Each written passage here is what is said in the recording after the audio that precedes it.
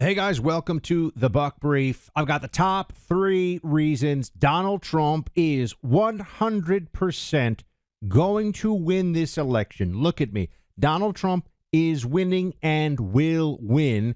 Now let's talk about why that is. First of all, we have learned the strategy of the enemy, and we are now using it back against them. What was one of the big problems, one of the big challenges that we had back in 2020? Well, we didn't leverage all these different tools to get the vote in early, and Democrats did. And I understand there are people that have all these concerns about cheating, but just put that aside for a second. They did things that they knew would work, and they outmaneuvered the GOP, the Republican machine, when it came to mail-in balloting, when it came to where it's legal ballot harvesting, a whole range of things. Chasing low-propensity voters, banking early vote, and then being able to focus your resources afterwards on those harder-to-get voters, that's absolutely critical. And we just didn't do that effectively as a party in 2020. We are doing it now. The early voting speaks to this, and it is a different strategy. We are not failing to see where there were deficiencies the last time and not addressing them this time. Instead, we are adapting what the playbook is here. And you're already seeing the results. I mean, I'm down here in Miami-Dade in South Florida, and it looks like Donald Trump is going to win not only Florida by a comfortable margin. It could be double digits. He could win Florida by 10 points. I think he'll win Florida by 8 or 9 points, but he could win it by 10 points. Who knows? And it looks like he's going to win Miami-Dade. And we are. I've already voted early. By the way, go vote early. Go vote early. Don't wait till Election Day. Republicans, I know we like to think about the founding fathers and the Constitution and the beauty of Election Day and all that. No. Go vote early. Get it done. Get it out of the way. Make it happen. Because not only does that mean you will get it, you'll get it banked, and so therefore you won't have to worry about getting there on Election Day. It means that the Republicans out there whose job it is to find a way to get as many, from door knocking and mail-in and mailers and flyers and TV ads and radio ads and all this stuff, once you're already done, you voted, Republican obviously, then they don't have to try to focus on people like you. They can focus on people that are even harder to get to the polls. If you're listening to this podcast, you're somebody who votes pretty much. So unless you're a foreigner, as some of you are foreigners, guten tag, bonjour. But the point is, go out there and get the voting done. Democrats are aghast at how much Republicans have honestly just woken up and aren't going to get outmaneuvered on pure ballot strategy this time around. So that's a huge difference we are seeing this time from last time, and it is a top reason why Donald Trump's going to win. I'm not saying I think he's going to. I'm telling you, Donald Trump is going to win. I'm going to give you the number 2 reason why Donald Trump is going to win this election here coming up. But do you want to get better at shooting without spending a ton of money on ammo and also wasting time, right? You get to the range. I've been there before. You get to the range, first shot you fire, second shot you fire. You're like, oh, gosh, I'm pulling to the left. My trigger pull is not smooth. And Mantis X helps with all that. 94% of shooters improve within 20 minutes of using the Mantis X system. Dry fire practice you can do at home. High tech, easy to set up. I've got my Mantis X here. And you just want to be as efficient and accurate as you can as a gun owner. It's part of your responsibility, honestly, because if you ever have to use this in the defense of yourself, or you're just using it for hunting or enjoying yourself at the range, accuracy matters. MantisX.com. You'll be amazed at how quickly you improve your shooting accuracy. Go check it out today. MANTIS, MantisX.com. So the number 2 reason I have for you is Kamala Harris is absolutely terrible. Now, I understand that's a little bit of Captain Obvious, right? There's a little bit of you that's saying, come on, Buck, I know that. But no, I'm going to tell you, I thought that she was bad, but I am seeing a whole level beyond even what I thought, what I expected to be the deficiencies of Kamala Harris as a candidate. I mean, you see some of the answers she gave to that CNN town hall, and I watched them a few times, and I got to tell you, I couldn't figure out what it was she was even really trying to say. These clips have been circulating all over the place, so I won't make you sit through more of them right now. But the fact of the matter is, she is the worst major party political candidate for the presidency of my lifetime. She is worse than John Kerry. She is worse than, Barack Obama won twice, right? She is worse than, I'm trying to think who else lost. Worse than Hillary, for sure. For sure, she is worse than Hillary Clinton. So she's the weakest that we have seen. And what's funny about this whole thing is there's no surprise with that, right? There's no aspect of Kamala Harris as a candidate that should have come out of left field, because Democrats resoundingly rejected her in 2020. In the Democrat primary. It's one thing for Republicans not to like a candidate, right? Like a lot of people on the right, we thought Obama's a socialist, he's going to be bad for the country, whatever. But the guy won, okay? I mean, we can sit around and say, oh my gosh, but he won. And Democrats were in love with the guy. I mean, in love with Barack Obama, no question about it. They're not in love with Kamala Harris, right? So forget about what the Republican side says. Democrats recognize that this is not a woman who is particularly good at this, has any interesting ideas, quick on her feet, good at leadership, good at managing people. I believe that one of the most clear examples of why she is honestly a disaster. It doesn't get very much attention. The fact that she lost over 90% of her staff working for in the vice president's office in 4 years is insane. Okay. I lived in D.C. I know the White House, Naval Observatory, Capitol Hill game. In D.C., in a lot of other places, in New York City, people ask you, what do you do? And they may ask you where you live. And they're trying to figure out how successful are you, basically, right? I'm talking about for people that are very status conscious. In D.C., it's who do you work for, right? It's not what industry, because in New York, it's like, are you in a hedge fund? Are you at a corporate law firm? Are you at a tech startup? In D.C., it's what is the name of the person and you really get ranked hierarchically based on that. Are you working for a congressman or a senator? Are you working for a president, a vice president? Are you working one of the big agencies? All that stuff. And VP's office is an elite gig. That's the point. So if somebody gets that job, they're generally speaking going to want to ride it out and then get to something else and maybe stick around so that they can move on to the work for a president. In this case, Kamala Harris's staff would have been in a position. Now, they didn't know this at the time. I get it, but they would have been in a position to move on to be White House staff for the president. But they all fled. They quit. Why is that? Apparently, she's a nightmare to deal with. So there's nothing about Kamala Harris that is impressive. There's nothing about Kamala Harris that makes anyone think that she's particularly good at this. She is the worst and least authentic and most inauthentic candidate that we have had, honestly, since I've been an adult. So going back for 30 years or so. And is that the right math? No, almost, 20-something years. And I think that this is it's too much. I watch Morning Joe, as those of you who watch me on or listen to me on radio know, and I watch in the morning because it's just great entertainment for me. I'm drinking my Crockett coffee, crockettcoffee.com. It's the best coffee you get anywhere. Drinking my Crockett coffee, and I'm watching Morning Joe, and they are just showing you what people that they feel no need to be honest or have any connection to reality, what they'll say about Democrats. And they look like they're about to cry every time they talk about Kamala Harris right now because they know it's not going the way they want it to. Donald Trump, going to win. I'm telling you. Trust me on this one. Number 3 reason, well, you have to stay with me for a second. Inflation is still really bad. And the people that have to pay attention to this because they can't avoid it, the bills that they're paying, credit card bills, food, gas, they know this. You're being crushed with debt all the time.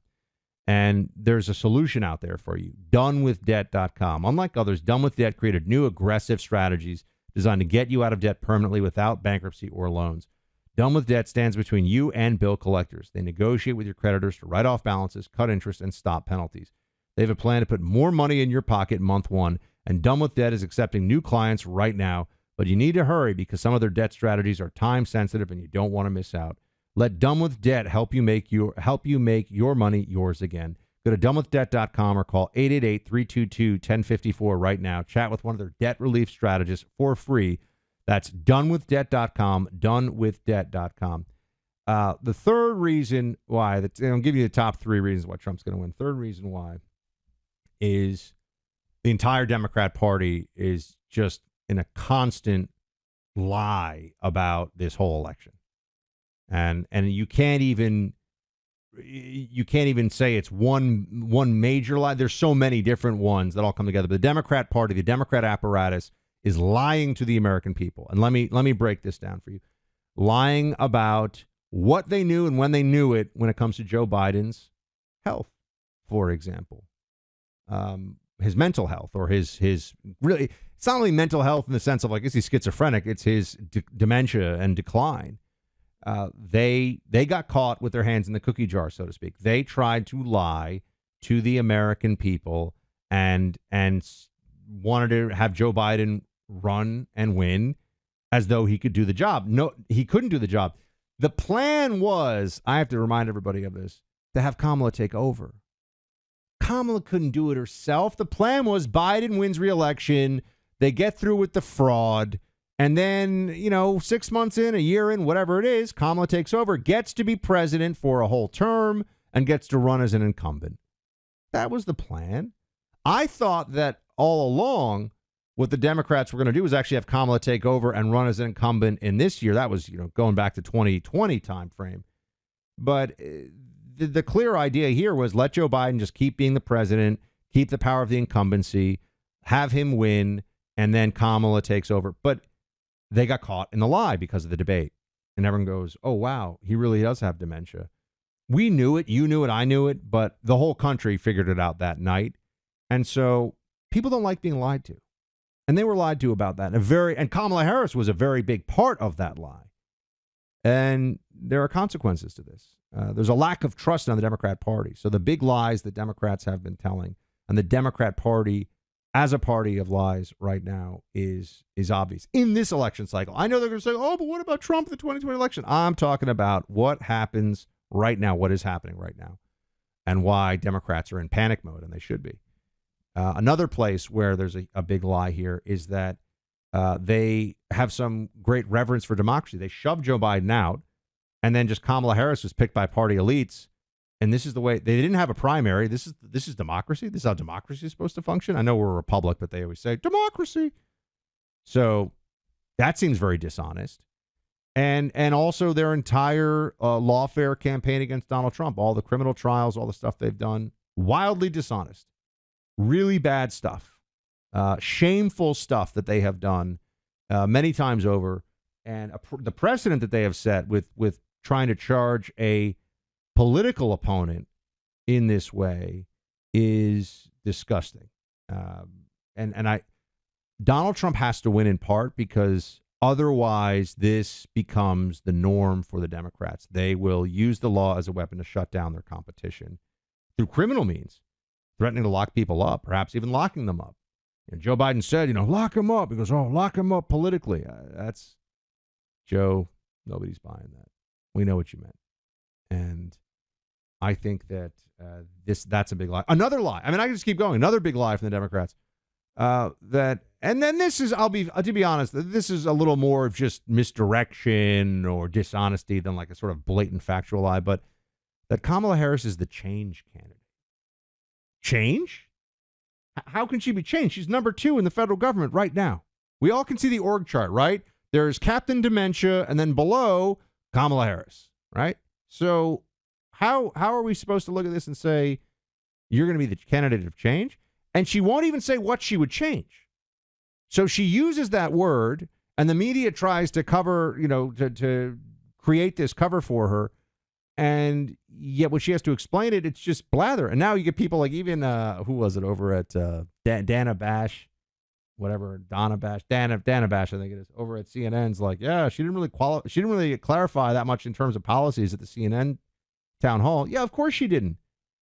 She doesn't even know what she's trying to do. She's just had, Kamala Harris has been on the DEI superstar who just has to show up plan for a very long time. Just has to show up, just has to be there. Doesn't have to be good at anything.